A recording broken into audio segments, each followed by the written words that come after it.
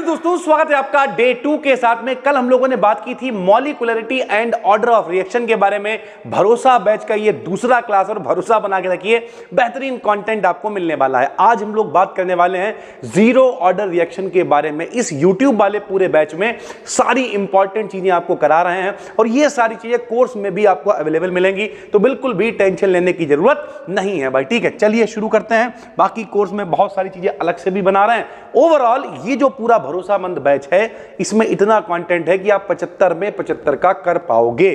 चलो भाई शुरू करते हैं। सबसे पहले कल हमने आपको बताया था मॉलिक्यूलरिटी क्या होती है। किसी रिएक्शन में जितने लोग पार्टिसिपेट करते हैं, क्या मतलब ए ने रिएक्शन करी बी से, ने बनाया सी, ने बनाया डी। भाई ठीक है, कितने लोग पार्टिसिपेट कर रहे हैं? 2 लोग पार्टिसिपेट कर रहे हैं भैया। एक ए है, एक बी है, 2 लोग हैं। तो इस रिएक्शन की मॉलिक्यूलरिटी यानी आणविकता कितनी हो जाएगी? 2 हो जाएगी। लेकिन इसका ऑर्डर कितना होगा भाई? हो सकता है इनमें से एक आदमी जो है वो ढीला टाइप आदमी बोला, अरे हटो यार, हमें काम नहीं करवाना, हम कोई मतलब लेना देना नहीं है। एक ही आदमी खींचे पड़ा है भाई, तो इसका ऑर्डर 1 हो जाएगा। हमने आपको बताया था ओवरऑल बात करें कि भैया जितने लोग पार्टिसिपेट करते हैं वो मॉलिक्यूलरिटी होती है, और जितने लोग वेग को निर्धारित करते हैं, वेलोसिटी को निर्धारित करते हैं, रिएक्शन को चलाते हैं, वो उसका ऑर्डर होता है। अगर इनमें से कोई भी आदमी इंटरेस्टेड नहीं है तो भैया ऑर्डर कितना हो जाएगा? 0 हो जाएगा। इनमें से कोई एक आदमी इंटरेस्टेड है, वेग को निर्धारित कर रहा है, तो ऑर्डर फर्स्ट हो जाएगा। दोनों निर्धारित कर रहे हैं तो ऑर्डर सेकंड हो जाएगा। कल वाली वीडियो में हमने आपको दुनिया भर के एग्जाम्पल दिए थे, लव मैरिज, अरेंज मैरिज, जे मैरिज, वो मैरिज। तो अभी हम लोग बात क्या कर रहे हैं? Zero order. जीरो ऑर्डर का मतलब यह है कि जिसमें कोई भी रिएक्टेंट मॉलिक्यूल इंटरेस्ट नहीं दिखाएगा, वेग को निर्धारित नहीं करेगा। समझाते हैं। वैसे जैसे हमने लिखा H2 + Cl2, ठीक है, रिएक्शन हुई भाई HNO यानी सूर्य के प्रकाश की उपस्थिति में, सनलाइट की उपस्थिति में रिएक्शन हुई और बन गया 2HCl। अब है क्या भाई, अगर हमने सूर्य के प्रकाश में ना रखा होता तो ये दोनों भाई आपस में रिएक्शन करते ही नहीं। यानी वेग को ना तो ये निर्धारित कर रहा है ना तो ये निर्धारित कर रहा है। जब दोनों रिएक्टेंट मॉलिक्यूल वेग को निर्धारित नहीं कर रहे हैं तो ये एक जीरो ऑर्डर रिएक्शन हो जाएगी। तो हमने कितनी आराम से लिख दिया भाई, बे रिएक्शंस, बे अभिक्रियाएं जिनमें रिएक्शन का रेट यानी रिएक्शन की वेलोसिटी, रिएक्शन का वेग, रेट क्या होता है? रेट का मतलब ही है भैया कंसंट्रेशन में, जैसे हम लोग छोटे क्लास में पढ़ा करते थे, चाल बराबर दूरी बटे समय, ऐसे तो पढ़ते थे, चाल बराबर दूरी बटे समय। यहां पर भैया अब फिजिक्स तो पढ़ नहीं रहे, यहां पे केमिस्ट्री पढ़ रहे हैं, तो यहां क्या लिखेंगे? चाल बराबर सांद्रता में परिवर्तन। कितना परिवर्तन हो रहा है, कितनी चीजें बन रही हैं भाई, ठीक है, बटे में क्या आ जाएगा? समय। तो चाहे आप उसे रेट कहो, रेट क्यों कह रहे हैं भाई? रेट का मतलब होता है, जैसे हम लोग कोई पार्ले जी बिस्किट लेने गए तो वो कितने का है? 5 रुपए का है, तो वहां पर रेट हम नाप रहे हैं रुपए में। वैसे यहां पर जो रेट नाप रहे हैं वो समय में नाप रहे हैं कि इतना समय दो तो इतना खर्चा होगा भाई, समझ गए? तो इस तरीके से जहां भी टाइम होता है उसे रेट बोलते हैं। तो rate of change of concentration यानी कितना खर्चा हो रहा है, कितनी सांद्रता में परिवर्तन हो रहा है, उसे रेट कहते हैं। तो वेलोसिटी कहो या रेट कहो, कैसे लिखते हैं? dx/dt। कैसे याद रखोगे?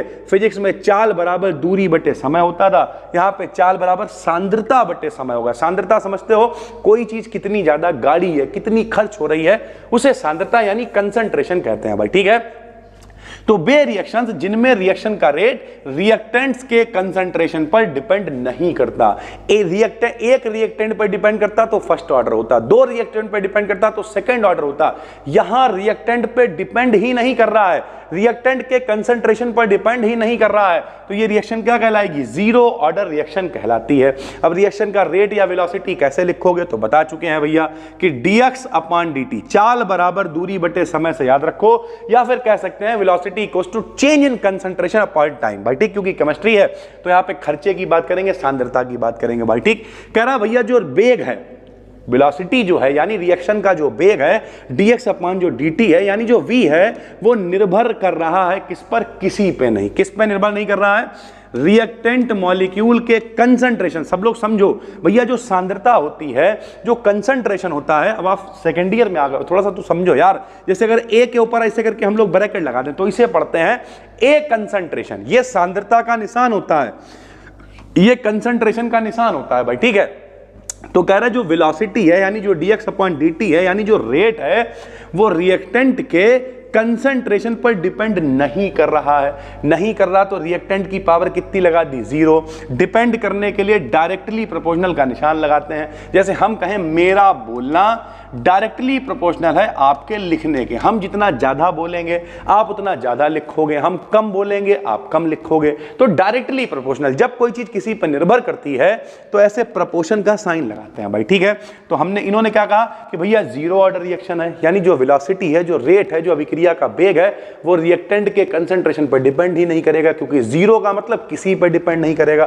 तो लिख दिया, वेलोसिटी को कहां से लिखेंगे, dx/dt से लिखेंगे। डिपेंड करने के लिए क्या लगाते हैं, डायरेक्टली प्रोपोर्शनल, किसी पे नहीं, तो रिएक्टेंट का जो कंसंट्रेशन है उसकी पावर कितनी लिख दी हमने, 0 लिख दी। सभी को पता है जब डायरेक्टली प्रोपोर्शनल का साइन हटाते हैं तो एक कांस्टेंट लगाते हैं, तो कांस्टेंट हमने क्या लगा दिया भाई, k लगा दिया। किसी की भी पावर 0 हो तो उसकी वैल्यू कितनी हो जाती है, 1 हो जाती है। तो जब रिएक्टेंट की पावर 0 है तो इसकी वैल्यू 1 हो गई, इसे हटा दिया, क्या बचा, dx/dt बराबर k बच गया भाई, ठीक है। अब देखो x को यहीं लिखा रहने दिया, dt को उधर भेज दिया, तो dx बराबर आ गया k dt। समझो सबसे ज्यादा इंपॉर्टेंट है जीरो ऑर्डर और फर्स्ट ऑर्डर पेपर में बहुत आती है भैया, जीरो ऑर्डर और फर्स्ट ऑर्डर पेपर में बहुत आती है। कई बार तो जो शॉर्ट क्वेश्चन आते हैं उनमें पूछ लेता है, इसका जो व्यंजक है यानी जो एक्सप्रेशन है वो लिखो। जैसे फर्स्ट ऑर्डर के लिए क्या है, k बराबर 2.303 log a/-x, यानी पेपर में ये घूम फिर के आता रहता है। dt को उधर भेज दिया, dx बराबर k dt हो गया। ऑन इंटीग्रेशन इसका हम लोग समाकलन कर देंगे भैया। जो लोग भी मैथ वाले हैं उन्हें पता है, बायोलॉजी वालों को हम बता दे रहे हैं, सरल भाषा में बता दे रहे हैं। समाकलन का मतलब होता है इसे करके एक सांप लगा देते हैं भैया, ठीक है, तुम्हारी भाषा में। मैथ वालों को पता है इंटीग्रेशन का निशान होता है भैया, यहां पे कुछ नहीं लिखा तो 1 है, 1 का इंटीग्रेशन x होता है। मैथ वाले जानते हैं, बायोलॉजी वालों को हम बताते, तुम ऐसे याद रखना भैया, जहां जहां पे डी है हुआ पे सांप लगाओ, और सांप डी को खा जाएगा। ले सांप डी को खा गया, बचा हुआ x आ गया, ऐसे काम चलाओ। बायोलॉजी वाले लोग ज्यादा दिमाग मत लगाओ, ठीक है भैया। जे के आ गया, सांप डी को खा गया, बचा हुआ टी आ गया, ठीक। टी को नीचे भेज दिया तो k बराबर क्या हो गया भाई साहब, k बराबर x/t हो गया भाई, ठीक। तो कोई एक्सप्रेशन पूछे शून्य कोटि के लिए, जीरो ऑर्डर के लिए, तो k बराबर x/t होता है भाई, ठीक है। कुछ एग्जाम्पल भी यहां पर पेपर में आए हुए थे, वही चीजें सॉल्व कराएंगे जो पेपर में आई हुई है। कुछ एग्जाम्पल पेपर में आए हुए थे, जैसे 2NH3 यानी अमोनिया है, Au माने गोल्ड की उपस्थिति में रिएक्शन हो रही है, यानी सरल भाषा में कहें ये खुद इंटरेस्टेड नहीं है। अगर गोल्ड नहीं होता तो शायद ये रिएक्शन करता ही नहीं। 1130 यानी 1130 केल्विन पे गर्म किया, N2 बना और H2 बना, यानी अमोनिया को तोड़ के नाइट्रोजन और हाइड्रोजन गैस बनाई है। ऐसे ही एक और रिएक्शन है, HI है, हाइड्रोजन आयोडाइड है, प्लेटिनम की उपस्थिति में गर्म करा है, H2 और I2 में ये टूट गया। अब यहां पर समझो ये लोग इंटरेस्टेड नहीं है, कोई भी वेग एक को निर्धारित नहीं कर रहा है, इसलिए शून्य कोटि की दोनों विक्रियाएं हैं, जीरो ऑर्डर रिएक्शन है दोनों। लेकिन ये जो Au है, ये जो Pt है, ये लोग इंटरेस्टेड हैं। ये क्या करेंगे, Au और Pt क्या करेंगे, अपनी सरफेस पे इन्हें इकट्ठा करेंगे, NH3 को, इन्हें एब्जॉर्ब करेंगे, इनसे कहेंगे यहां बैठो, समझो तुम्हें N2 और I2 बनाना है, तुम्हें N2 और H2 बनाना है, समझ में आ रहा है। ये कहेंगे जी मालिक अब आप क्या फंस गए, बनाना ही पड़ेगा। तो यही यहां पे हमने नीचे लिख दिया है। क्या लिखा भैया जरा देखो, हमने लिखा NH3 है, HI है, गैस मॉलिक्यूल्स मेटल की सरफेस पर एब्जॉर्ब हो जाते हैं। Au है, प्लेटिनम है, ये सारी मेटल इन्हें एब्जॉर्ब कर लेती है अपनी सरफेस पे, यहां बैठो आके, तथा ये मेटल की सरफेस को फुल्ली सैचुरेट कर देते हैं। NH3 और HI के कंसंट्रेशन में इंक्रीज हो, NH3 बढ़े घटे कोई फर्क नहीं पड़ता भाई, रिएक्शन का रेट प्रभावित नहीं होता है, अतः ये जीरो ऑर्डर रिएक्शन होती है। ओवरऑल बात करें तो जीरो ऑर्डर और फर्स्ट ऑर्डर दो ही रिएक्शंस मोस्ट इंपॉर्टेंट है, जीरो और फर्स्ट तो छोड़ना ही नहीं है भाई, ठीक है। ये जो यूट्यूब वाला जो पूरा भरोसेमंद बैच है, इसमें हम केवल वही टॉपिक आपको पढ़ाएंगे जो मोस्ट वांटेड है, जो फर्स्ट सेमेस्टर की क्लास के लिए कहना है। कल सुबह आपको क्लास मिलेगा भाई, ठीक है। फर्स्ट सेमेस्टर क्लास कल सुबह पब्लिक करेंगे, दिन में डेली फर्स्ट सेमेस्टर का क्लास डाला करेंगे और शाम के टाइम थर्ड सेमेस्टर का क्लास आएगा, ठीक। 2 क्लासेस अब डेली कर देंगे। फिफ्थ का भैया हफ्ते में अभी 3 वीडियोस चलेंगी, टेंशन लेने की जरूरत नहीं है, क्योंकि कोर्स के लिए जैसे आज हमने फर्स्ट सेमेस्टर में इंट्रोडक्शन डाला भाई, ठीक। इंट्रोडक्शन यहाँ पे पब्लिक करने की जरूरत नहीं है। तो ओवरऑल अगर हम बात करें तो यहाँ पर भी बेहतरीन कॉन्टेंट आएगा। प्लस आपके लिए खुशखबरी है, थर्ड सेमेस्टर वाले बच्चों के लिए, कितने लोगों ने वो वाला चैनल देख लिया है? जिन्होंने देख लिया है बहुत अच्छी बात है। जो भी बायोलॉजी वाले बच्चे हो, अपना एक नया चैनल बनाया है BDKDN BSc, ठीक है, BDKDN BSc zoology and botany, उस पर सिर्फ जूलॉजी और बॉटनी की वीडियो डालेंगे। आज थर्ड सेमेस्टर जूलॉजी की कोर्स एनालिसिस डाली और इतनी डिटेल में बताया है, जेनेटिक कोड क्या होता है, किस तरीके से चीजें आती, सब कुछ 1 to 1 बताया हुआ है। तो उस चैनल को भी भाई सब्सक्राइब कर लेना, फीचर्ड में लगा हुआ है। पहली वीडियो आज उस पर डाल दी है, 23,000 के करीब उस पर सब्सक्राइबर्स हैं। पहली वीडियो पड़ी है, बहुत सारी वीडियोस और डालने वाले हैं। तो जूलॉजी बॉटनी आपको उस पर मिल जाएगी। केमिस्ट्री यहां पढ़ा रहे हैं, मन लगा के पढ़ते रहो। फर्स्ट सेमेस्टर वालों को भी जूलॉजी बॉटनी वहीं पे मिलेगी। सब कुछ ढूंढने में दिक्कत है, टेलीग्राम पे अपना फ्री में चैनल है, बी डीकेडियन BSc, ज्वाइन कर लो उसे। 75,000 लोग जुड़े हुए हैं। जो वीडियो आएगी वहां पे शेयर कर दी जाएगी, चाहे वो किसी भी चैनल पर आए भाई, ठीक है। मैथ का क्लास भी कल थर्ड सेमेस्टर का पब्लिक हो जाएगा।